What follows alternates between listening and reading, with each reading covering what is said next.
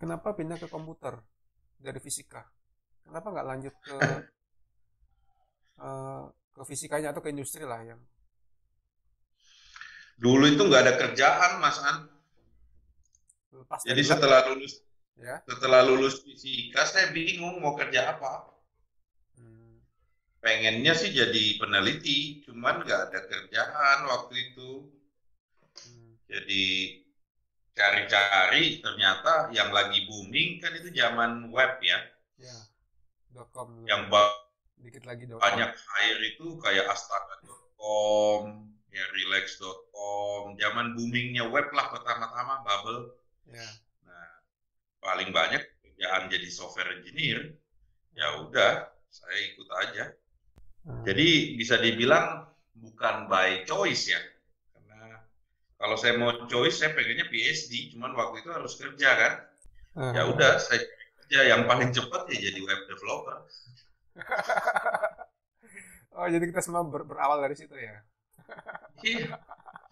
Jadi habis itu ya udah, Hmm, saya juga nggak tahu apa-apa soal itu. Setelah dikasih bukunya ya saya pelajarin sama hiring manajernya, dikasih banyak buku kan. Ya udah saya baca.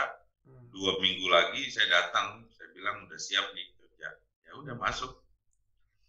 Ah, Habis itu baru tahun 2014 baru ada waktu untuk balik lagi ngambil PhD, tapi ke computer kampus. science ya.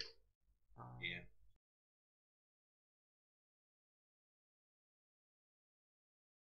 Tapi saya lihat banyak yang ex fisika itu atau dokter PhD fisika itu masuk di sini, masuk di data science atau AI itu. Kira-kira kenapa ya? Karena memang mata kuliah mereka itu semester 1 itu udah diajarin statistik, probability. Ya, Semester 2 ada analisa numerik, ya tahun kedua ya, ada analisa numerik 1, analisa numerik 2, komputasi fisika itu ya. ya.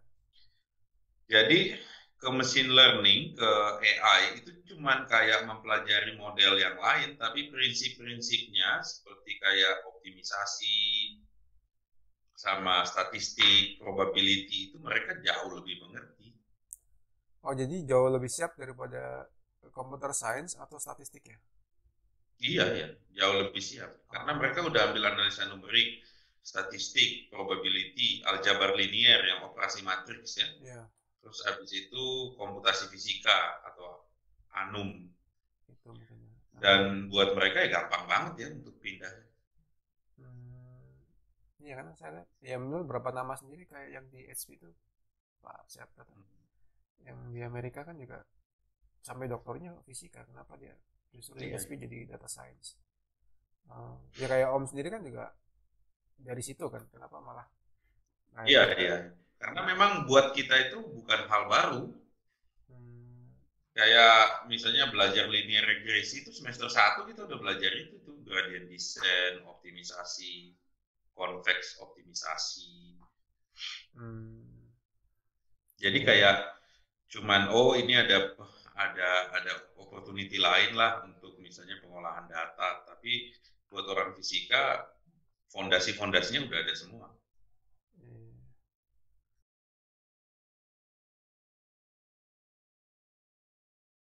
Eh, Masalahnya di ya, Indonesia itu IT terutama itu kompetensi yang susah banget di standarisasi ya. Kalau misalnya kita jadi kayak dokter, ya, dokter bedah, ya, dokter bedah ya, nggak ya, mungkin bedah orang tanpa ada spesialisasi. ya. Harus Kan, kuliah lagi di UI itu ya. iya kan memang Nah, berbeda kalau jadi profesi. AI engineer, machine learning data scientist, nggak ada itu proses seperti itu. Oke, Ya, akibatnya market juga bisa sangat bingung. Dia anggap orang yang CV-nya panjang itu jago gitu kan. Karena nggak ada validasi dari kompetensi. Makanya saya kalau kayak di sangat betul. Convergen itu kita validasinya itu dia harus pernah nulis paper, dia pernah harus bikin GitHub, itu harus validasi. Ah, Tapi di company lain itu karena memang nggak ada standar, akhirnya mereka ya banyak hire habis itu nggak produktif. iya. Ya, tapi kalau saringannya seketat itu memang ya kita masih pasti lebih kesulitan lagi sih.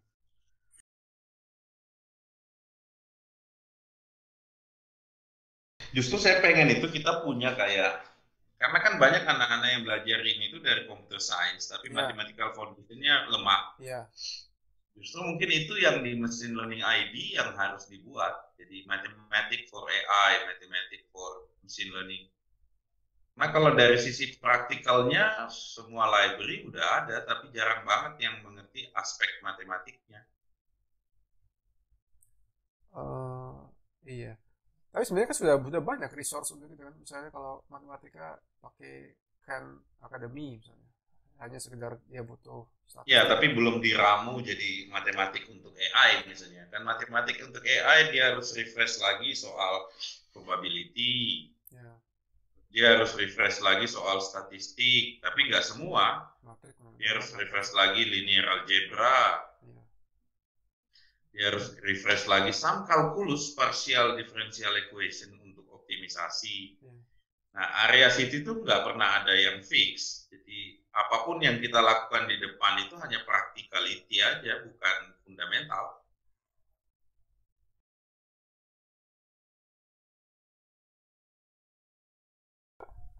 Enggak, sekarang itu ada paradigma bahwa kalau dia bisa praktikalnya, dia itu udah bisa. Sebenarnya Iya, AI ini praktikalnya itu sedikit sekali, code yang ditulis itu nggak panjang.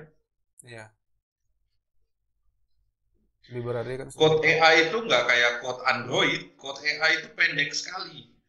Jadi bukan Iya, masalah programming, tapi memang masalah matematik. Nah, itu yang orang skip karena dia pikir nggak penting. Justru kebalik. iya kan sudah punya produk. Artinya orang masa sudah selesai kan. Oh, sudah jadi kok. Hanya Iya, membahas tapi tinggal. untuk dia waktu bikin produk juga cuma niru model yang ada, tapi untuk improve kan nggak bisa. Jadi kalau misalnya tiba-tiba yang bikin model sebelumnya improve lagi, bisnis dia bisa hilang. Misalnya nih kita bikin Ya, deteksi apa pakai AI, kita ambil code dari GitHub, ya kan? iya. Misalnya code dari Google, tiba-tiba Google bikin lagi yang lebih bagus, terus kita mau ikut-ikutan terus. Harusnya kan kita justru bisa membuat model sendiri, dan untuk bisa begitu fundamentalnya harus kuat. Iya. Bukan cuma ngambil model yang udah jadi ya. Nah, level kita di Indonesia masih jauh. Iya. Ya mungkin Pareto lah ya. Artinya 80 untuk yang sekedar make, ada sedikit sisa 20 yang bisa ikut kontribusi atau menciptakan teknologi. Kalau memang mau berkontribusi di industri ya benar-benar harus punya kompetensi yang holistik. Jadi tim AI itu sekarang knowledge-nya itu masih di paper, bukan di blogs, bukan di Udacity. Itu masih harus baca paper, repro paper. Kalau enggak akan ada orang lain yang bikin model lebih bagus. Dan kita nggak tahu how to compete gitu loh. Iya. Eh, iya, saya sendiri kak, sepengetahuan saya belum banyak. Yang saya tahu hanya seperti Pak Oscar, bahasa kita itu yang memang punya paten banyak ya. Jadi kalau itu kan kita Ya, bisa bilang bahwa oh ya memang dia bagian dari yang menemukan teknologi ya ya. yang bahasa.id, prosa, convergen, mereka punya banyak PhD ya. Iya, Cuman yang lain-lainnya harusnya ya seperti itu juga. Kalau enggak emang nggak di bisnis sih, kayak kayak cuman penggembira aja. iya, ya, Karena memang bisnis ini itu bisnis yang belum apa, industri yang belum selesai gitu loh. iya, Jadi kayak waktu orang pertama bikin software pakai apa tuh, pakai VB gitu ya, ya, atau pakai, masih Pascal, panjang ya, ceritanya, masih jauh. Nah, bedanya ini knowledge-nya di paper karena start dari akademik sebenarnya iya, AI ini, iya, iya, bukan dari dunia praktikal. iya, Nah, banyak orang merasa nggak usah yang area matematiknya, nggak usah, itu salah total. Mereka nggak bisa ngapa-ngapain justru kalau nggak ada matematika. iya itu. eh, Iya mungkin memang itu PR, terutama PR paling utama lah. Minimal Ya, memberi kesadaran soal soal itu, soal pentingnya fundamental itu sih.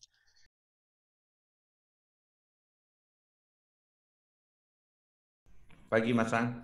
Pagi. Om. Kalau sampai hari Minggu masih begini, kapan waktu dengan keluarga? Ini tiap saat kan. Habis ini ngajarin anak-anak saya itu matematik. Oh, oh iya, saya mau tanya, ap, eh, Mm-mm. generasi setelah kita kan adalah yang seperti pohon pisang itu kan dia baru berbuah kalau sudah punya tunas ya, sudah punya anak lah, baru dia berbuah setelah itu mati. Nah, kan ada pandangan juga begitu. Sebaiknya manusia kita mengkader dulu, setelah itu baru kita berbuah sambil nunggu mati, kan? Mati kan pasti ya. Nah, Ya, untuk pengkaderan itu yang terbaik kira-kira apa? Bekal apa yang kalau ke depan sih saya lihat ya. Susahnya kan anak-anak itu juga bisa terinspirasi karena banyak hal, belum tentu dari orang tuanya loh kayak kita kan.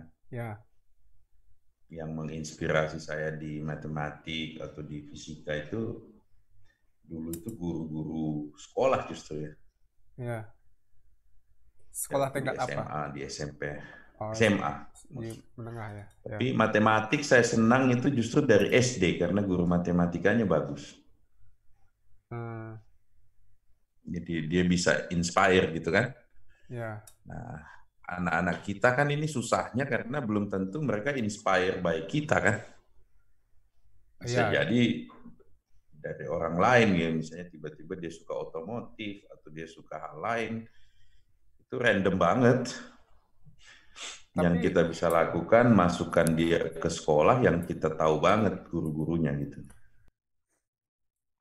ilmu seperti matematik kan ilmu dasar ya, ilmu murni yang Mm-mm. mestinya mau jadi apapun kan akan terpakai tuh. Iya, justru civilization yang berikutnya setelah kita ini mati semua, itu sebenarnya yang tersisa itu sains sama matematik. Kerjaan lain udah automated by robot sama AI. Eh, oh gitu ya.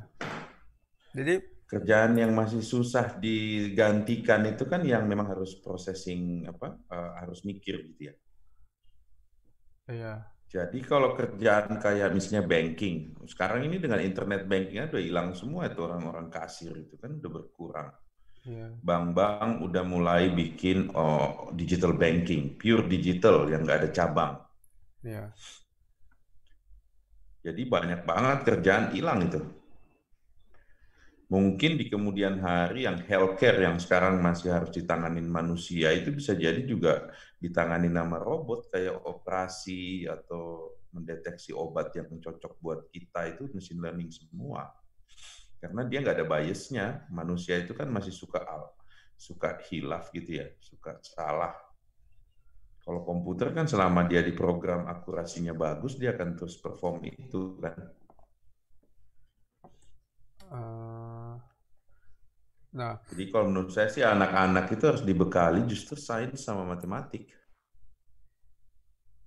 sains itu apa? Artinya batasan sains kan, karena politik Kalau juga ada sains itu political kan science. sebenarnya semua ilmu yang belajar dari alam ya, kayak misalnya biologi, fisika, jadi kimia. Jadi sebenarnya kan semua ilmu-ilmu itu kan kita mempelajari alam yang bekerjanya gimana gitu kan. Ya, Terus kita interpretasikan sebagai hukum yang tidak bisa berubah by the creation gitu kan. Jadi misalnya kayak fisika, kita tahu hukum gravitasi seperti itu tidak akan berubah itu ya, kecuali kita pindah universe gitu kan. ya. Cuman kita nggak tahu sebenarnya dibuatnya gimana, bekerjanya gimana. Kita cuma tahu karakteristiknya bahwa dia memenuhi hukum ini gitu. Jadi sains sebenarnya ilmu murni, ilmu alam ya, Ilmu alam. bukan Jadi sains. Ya, kayak misalnya nanti ya, kita ini sekarang aja udah hadapin nih kayak kasus-kasus biological attack kayak atau virus kayak gini. Itu ya, sebenarnya Bill Gates sudah ngomong tahun 2015. ya. The next problem di civilization kita itu virus. Dan kita nggak ready. Itu Bill Gates sudah warning itu. sejak adanya SARS, MERS, Ebola, itu kan nggak pernah stop itu ya. Jadi generasi berikutnya akan hidup dengan itu. Dan Iya. untuk bisa survive di situ, ya, bisa survive di situ, mereka harus explore science. There's no way. Kalau belakangan ini paru-paru sih, maksudnya kayak SARS. Nah, sekarang yang Sekarang diserang kan paru-paru. paru-paru. Sebelumnya kan, iya. Iya, yang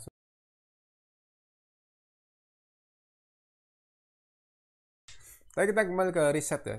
Kayak yang sepanjang saya tahu sendiri, Amerika sendiri riset untuk ilmu murninya kan hanya di era itu, di era Perang Dunia II lah, yang mereka memang mendanai besar-besaran untuk ilmu murni sebagai salah satu warisannya. Kita sekarang punya ide soal komputer kuantum misalnya. Nah, dasar-dasarnya kan ada di saat itu. Di samping memang di era itu banyak sekali kayak GUI itu kan di era itu, walaupun Xerox ya, itu kan warisan Xerox ya. Yang Xerox waktu itu mendanai labnya sendiri kan nggak punya ide sebenarnya mau diapain, banyak sekali produknya yang akhirnya dicicil, diecer, dicuri satu-satu sama Microsoft atau sama Mac ya. Nah, menurut saya ilmu murni sendiri zaman sekarang kayaknya memang bukan hanya di Indonesia deh. Kalau di luar sekalipun, berapa banyak sih negara atau malah mungkin konsorsium seperti yang di Prancis itu apa, CERN, kan paling hanya itu ya yang memang ya itu bisa dilihat dari setiap negara itu mempublikasikan berapa GDP alokasi dari atau rasio dari GDP terhadap spending di R&D. Ya. Nah, dari riset itu sendiri ada yang basic science, basic research, ada yang terapan gitu ya. Ya. Jadi kalau dipecah lagi antara terapan ini, saya yakin banget angka kita itu mendekati 0. Ya, kan memang. Oke. Nah, padahal sebenarnya semua pencapaian teknologi supaya dia menjadi unik, kompetitif, itu kalau nggak ada basic science, itu nggak mungkin. Kita semua akan publish hanya berkisar engineering, pengembangan lebih lanjut, bukan penemuan baru yang bisa elevating kita punya industri. Contoh misalnya 5G. Yeah. Kita nggak ada di 5G, kita user. Yeah. AI, kita nggak ada di AI, kita user. Kenapa? Karena kita menganggap 5G sama AI ini someone else sudah buat, kita tinggal pakai. Kita tidak pernah terlibat di pengembangan protokolnya 5G. Kita tidak pernah terlibat di pengembangan algoritma dan modelnya AI. Kita cuma pakai yang sudah jadi. Kenapa? Karena kita selalu orientasinya itu adalah katanya itu supaya comply dengan industri, tapi in fact sangat tidak comply. Kita jadi user. Dan itu terjadi sudah puluhan tahun, mulai dari coba teknologi database. Ada nggak yang bikin database di sini? Kita user, bahkan kita rela beli yang $1 million database. Ya. Padahal kita tahu sekarang open source pun bisa kita configure untuk bisa performance-nya sama dengan yang $1 million.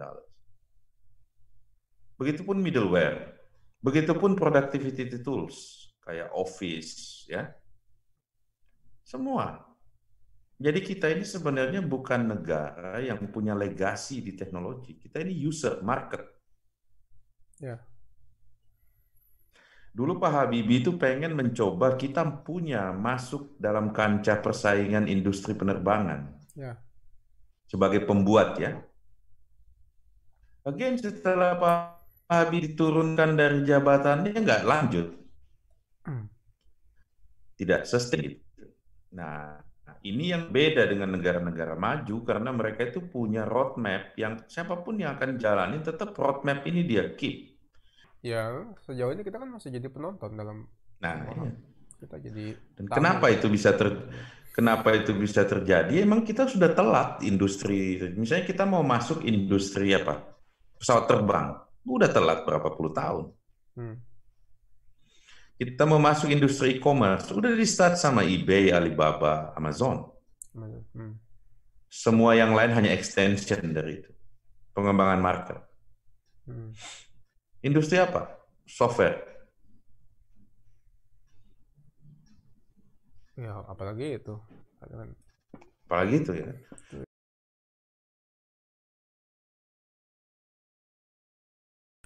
Nah, kan kita sudah mapan sebenarnya dengan statistik ya. Ada statistik, terus kalau nanti yang ekonomi ada aktuaria, ada macam-macam lah. Masing-masing sudah punya jurusan sendiri di kampus bahkan. Nah, apa yang bikin beda AI sama AI atau ML dan turunannya DL segala macam itu? Ketimbang statistik aja atau yang sudah mapan kayak aktuaria? Sebenarnya sih kalau misalnya kita lihat lihat sejarah lah ya. Ya, Neural network itu udah start tahun 1950-an. 5 ya. Ya. Ya kan? Ya. Tapi mentok karena backpropagation baru ketemu sekitar mendekati tahun 2000 lah. Ya. Nah, backpropagation ketemu tapi computation power masih rendah. Ya. Tapi GPU coming di 2010-an lah, 2005 ya kan. Ya. Akhirnya bersambut GPU backpropagation. Itu yang mengelevate neural network yang tadinya udah stagnan. Ya. Itu menjadi model yang state of the art. Sekarang semua AI itu pasti neural network. Minimal itu ya. Iya. Tapi kalau dilihat pencapaian kita di neural network itu kayak backpropagation sama GPU itu sebenarnya. Ya. Itu masih sangat-sangat apa ya?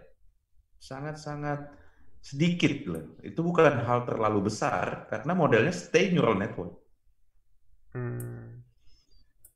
Ya kan? Ya.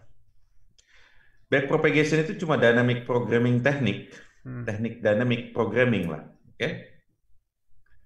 Yang tadinya non-linear, kompleksitasnya dibuat jadi linear sama dynamic programming. Oke?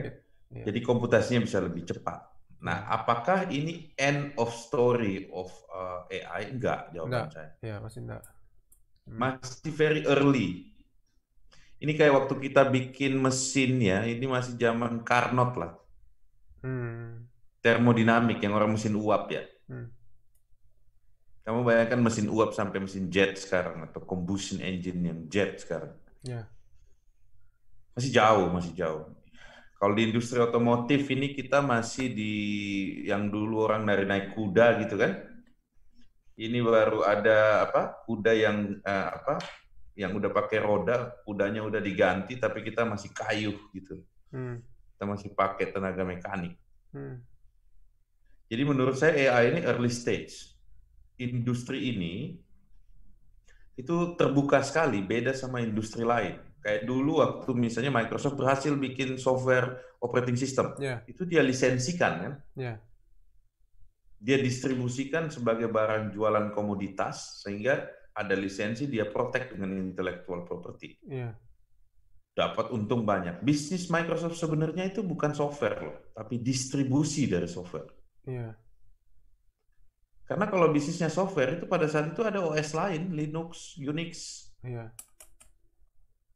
Tapi Microsoft berhasil memecahkan problem bagaimana mendistribusikan software sehingga orang mau bayar kan. Nah, AI sekarang bagusnya waktu diawali AI ini open sekali. Jadi ada open AI itu di setup sama banyak pemimpin teknologi dunia tuh. Misalnya Google mencapai apa, mereka kejar juga dan dia buat open. Dibikin generiknya lah ya. Dibuat open supaya everybody can do. Tujuannya supaya everybody can control. Bayangkan nih tiba-tiba ada company X bisa buat GPU yang 100 times faster, bisa modify neural network yang tiba-tiba bisa self-learning, memperpintar dirinya sendiri, kayak otak manusia, artificial generic intelligence dia capai, terus dia diam-diam. What will be happen? Ya kayak di film sains ilmiah itu kan. Iya, ya kayak di film itu. Ya, dia sudah membuat keputusan. Ya. Nah, tapi AI community mencoba sebisa mungkin untuk memproteksi itu. Tapi bisa aja ada small team yang benar-benar nggak mau publish apa yang dia lakukan gitu kan? Bisa. Ya kan seperti Bisa aja kan? misalnya Soviet dulu yang ternyata pencapaiannya Ya. kan macam-macam kan. Ya, itu berbahaya. Ya. Kenapa berbahaya? Karena dia bisa smarter than us, smarter than any other country. Dia bisa jadi negara bahkan. Ya. Ya nggak? Saya nggak perlu teritori. Ya. Tanpa batas. Karena punya power, technological power gitu ya. Ya. So AI ini menurut saya very early stage, akan banyak disrupsi di AI. Kayak sekarang kita masih mau anak kita belajar bahasa Inggris, dibayarin kursus gitu ya. Mungkin in the next 5 years, headset yang kita pakai bisa di-set. Kita mau dengernya bahasa apa? Iya, sekarang sudah mulai ada. Ya, Walaupun masih misalnya manual, Mas An ya. ngomong bahasa Indonesia di sana, saya mau dengernya bahasa Korea bisa. Iya. Sekarang sudah mulai ada cikal bakalnya. Iya, Tinggal stabilisasi dan performance. Oke, so AI strategi itu harus ada di negara menurut saya. Ya kan ada negara Mulai Arab. dari Ya. R&D-nya, mulai dari sampai ke implementasi, sampai ke industrinya. Oh, jadi simbolannya Di Arab bahkan udah ada menterinya. Iya, ya. ada menterinya kan? Ya, sudah ada menteri muda lagi. Menteri muda lagi yang masih fresh. Iya. Walaupun ya siapa tahu itu hanya Jadi kebijakan politik juga sih. ya selain itu teknologi kayak quantum computer di-combine dengan AI, can you imagine impact-nya nanti ya?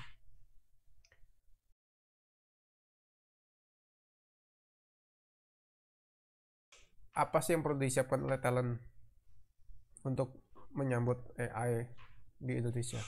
Atau biar ikut jadi pelaku dari industri? AI ini kan fondasinya orang itu harus strong di matematik. Ya. Di situ ada probability, di situ ada statistik, ada analisa numerik, ada optimisasi, itu semua pelajaran yang banyak dipelajari di matematik, sebagian dipelajari di computer science. Ya, sebagian. Buat anak MIPA, matematik, fisika, itu pelajaran pertamanya itu probability, statistik, aljabar linier, analisa numerik, ya. Ya. Itu pelajaran semester-semester awal, semua harus pas. Untuk ini kita bring ke AI, itu tinggal ditambahin mempelajari model machine learning dan neural network. Kira-kira butuh setahun lah mereka di upskill ya. Tapi basicnya di saat kita ngomong optimisasi convex, kita ngomong statistical test, itu di kepala mereka udah ada. Ya. Di computer science mungkin 50% dari itu ada di computer science. Tapi mereka lebih diarahkan ke software. Ya. Bukan AI kan? Iya. Tapi kalau tesisnya ambil topik AI, biasanya mereka harus ngambil mata kuliah AI kayak pembelajaran mesin. Ini nggak diajarin di MIPA. Neural network, ya kan? Ya. Di MIPA lebih ke analisa numerik. Ya. Computer science pelajar, tapi computer science lack of the fundamental. Nah, sekarang ada diskusi menarik di UI bahwa harusnya data science itu ada di matematik. Kan kalau Nah, itu yang saya pengen kolaborasi dengan Prof. Al-Hadi di sana supaya make sure ada di matematik. Iya. Kalau yang setahu saya di UGM itu kan dia punya 2 komputer ya, satu di elektro, satunya di MIPA. Nah, yang di MIPA itu bisa juga di-put dua-duanya di computer science juga ada gitu kan? Iya. Yang di spesialisasi yang di artificial MIPA intelligence. Itu AI-nya tuh ada di MIPA kalau nggak salah.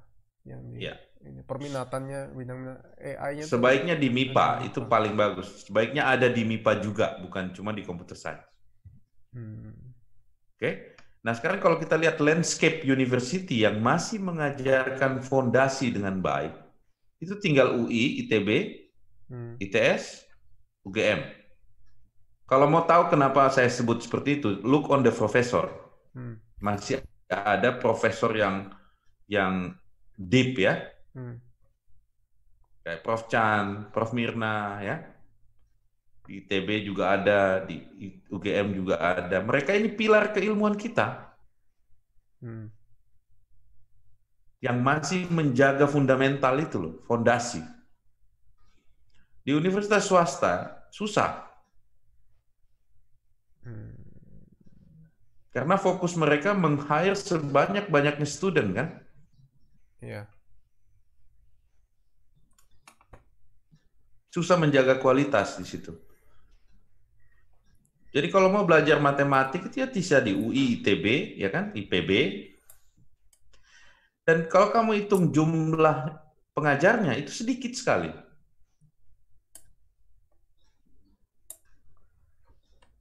Nggak mungkin kan Prof. Chan itu Prof. Chan di UI misalnya balik ngajar di komunitas kita gitu kan?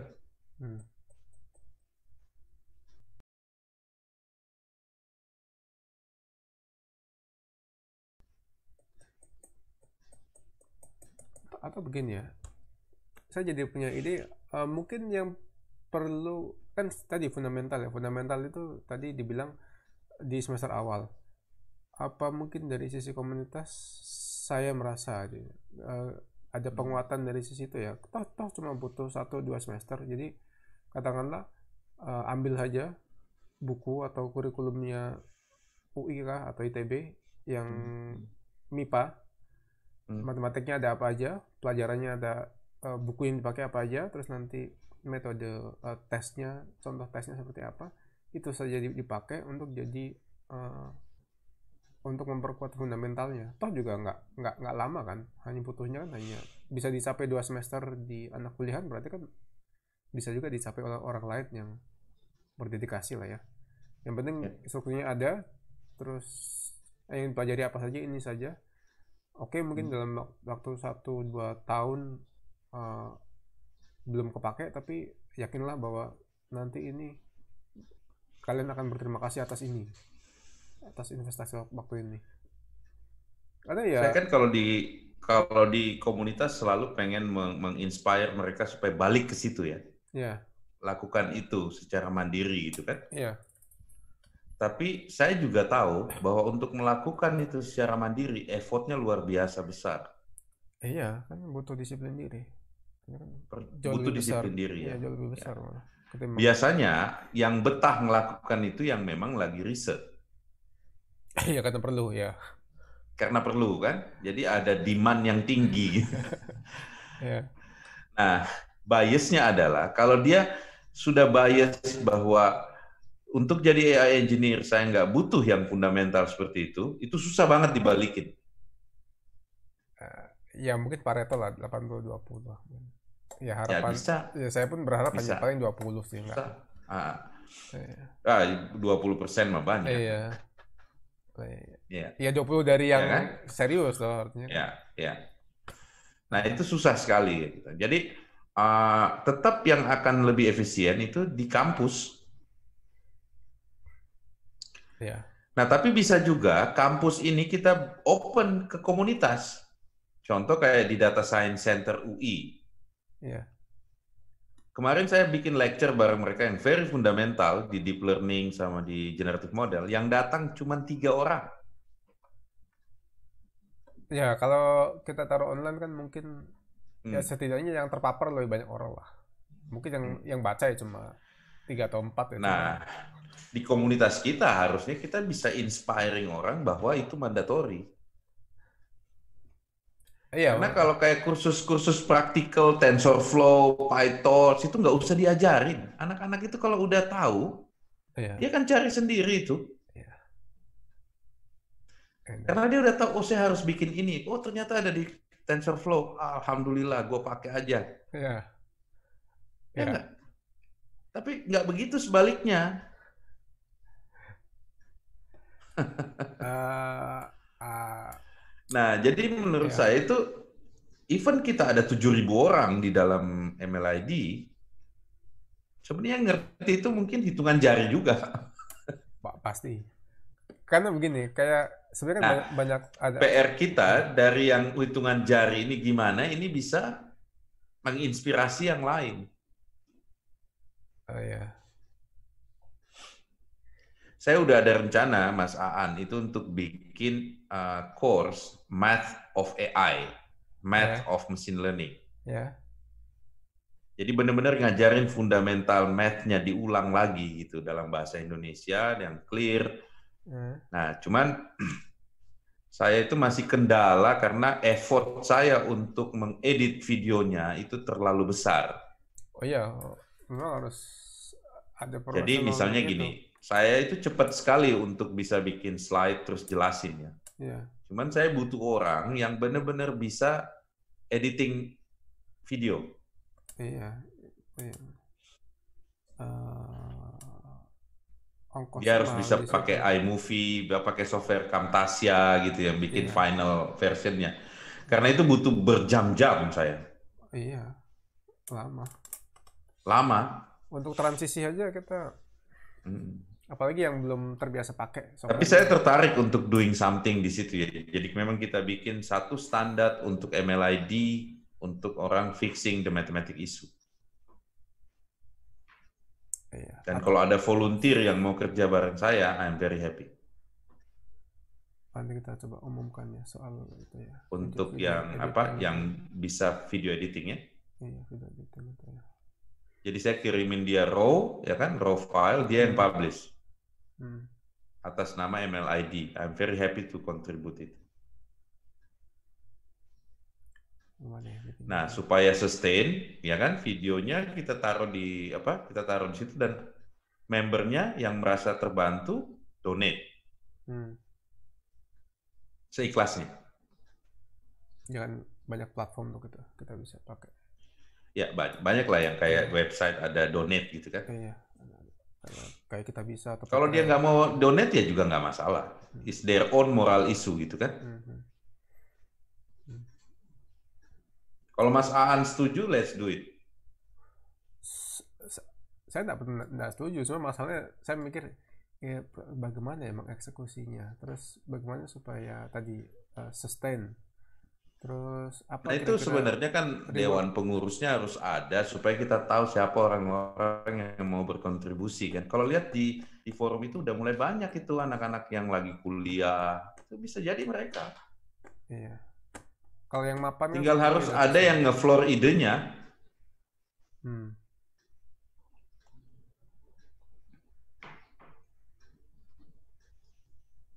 Apa benefit yang bisa ditawarkan untuk itu? Ke orang yang ngerjain? Iya, ke pengurus lah misalnya nanti kan pengurus. Ya pertama kontribusi ya. Kita bisa berkontribusi, ya kan? Visibility, orang-orang yang ikut terlibat di situ itu ya itu yang akan menjadi visible, ya kan? Itu kan kayak community social business lah ya. Social business itu kita nggak direct revenue, everybody can make their own business gitu kan. Misalnya mereka tiba-tiba bikin Udemy-nya, ya kan? Tapi dari fondasi keilmuan yang sama. Dia dapat duit dari Udemy, kita juga nggak bisa komplain kan orang dia punya effort. Yeah. Tapi kalau misalnya kita agree bahwa di MLID kita punya standar untuk fixing mathematical issue dan orang harus donate seikhlasnya, nggak harus ya, nggak harus. Begitu kan aspek komunitas open source kan? Iya. Saya publish if my work is good for you gitu kan? Dan donate. Mungkin bisa begitu ya. Selama ini saya kan khawatir soal apakah orang mau untuk repot tanpa ada benefit yang kita berikan secara jelas. Mungkin bisa coba begitu aja ya. Oh sering kok, banyak kayak gitu Mas An. Dulu saya banyak bikin komunitas, orang semua volunteer. Selama mereka punya insentif itu enggak mesti duit. Lah ya itu insentif gitu tadi yang apa Insentif tadi itu bisa visibility, ya tadi itu visibility ya jelas. bisa network dan relationship, Oh ya. ya nggak? Tapi komunitas selama ini sudah siap dengan itu ya. Artinya sudah saya mau kok dibayar dengan dua itu. Saya rasa sih mau. Ada ya, tetap ada aja ya yang mau ya. Ya seperti kemarin saya bilang kan hanya selembar kertas, apakah orang mau dibayar hanya selembar kertas pengakuan bahwa sudah berkontribusi. Iya. Saya udah sering lakuin itu. Dulu saya waktu launching C++ di Microsoft waktu tahun berapa itu, saya nulis bukunya itu semua dengan volunteer. Mereka cuma pengen terlibat gitu. Dan nama mereka ada di buku situ, itu. ya. Ya, ada situ ya. Bahwa kita bentuk satu tim MLID yang akan memfix problem di AI community. Saya yakin berlomba-lomba mereka. Sebenarnya banyak di grup kan banyak dosen juga sih. Iya ya, jadi kita tahu bahwa kita punya problem di Indonesia kayak gini dan kita fix. Kita punya national standard untuk matematik untuk AI. Iya, Saya rasa banyak yang akan berkontribusi, Mas An. Iya. Terutama MLID udah 7.000-an. Iya. Dan itu akan create sound yang bilang this is truth. Ya nggak? Ya, karena banyak orang yang mengatakan itu true. Karena banyak. Iya, sekarang kan kebalikannya.